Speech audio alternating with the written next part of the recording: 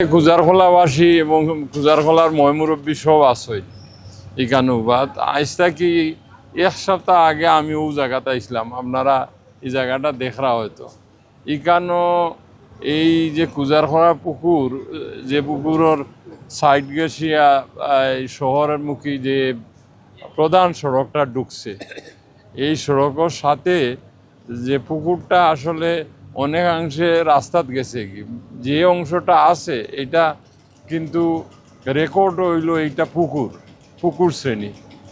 তো এই জায়গাটা সড়কে অনেকাংশে নিচে, বাকি যে অংশটা আছে জলাবদ্ধতা আপনারা দেখরা, এই পুকুরটা কচুরিবানা এবং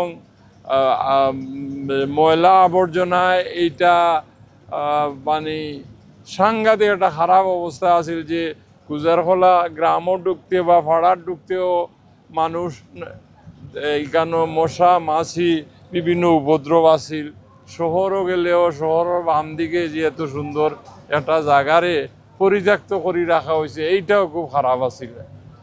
আমি আমার কর্মকর্তা হল নিয়ে এই সমস্ত বিভিন্ন এরিয়া আমি পরিদর্শন করি, তখন কইছিলাম যে এই জায়গাটারে আমরা জিয়ে করবো, সুন্দর করবো, এই পুকুরটারে সংস্কার করবো, কচুরিবানা মুক্ত করবো, আবর্জনা মুক্ত করবো, সাইটে দিয়া আমরা গ্রিল লাগাইয়া সুন্দর করিয়া ওয়াকওয়ে বানাই দিমু, যাতে মানুষ এই কুজারখোলা ঢুকতেও একটা সুবাতাস পায়, পাশাপাশি শহরও যাইতেও দেখে যে সুন্দর একটা লেক।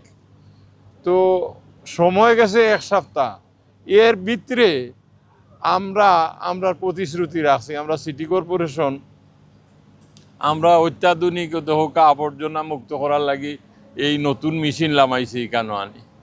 এই মেশিন নতুন বিভিন্ন জায়গাত আমরা এটা দিয়ে কাম করমু। একটা মনে হয় দ্বিতীয় স্পট যেখানে আমরা লামাইলাম, যে বাসি আপনার এই যে যত ধরনের আবর্জনা সব পানির মাঝে পরিষ্কার করব।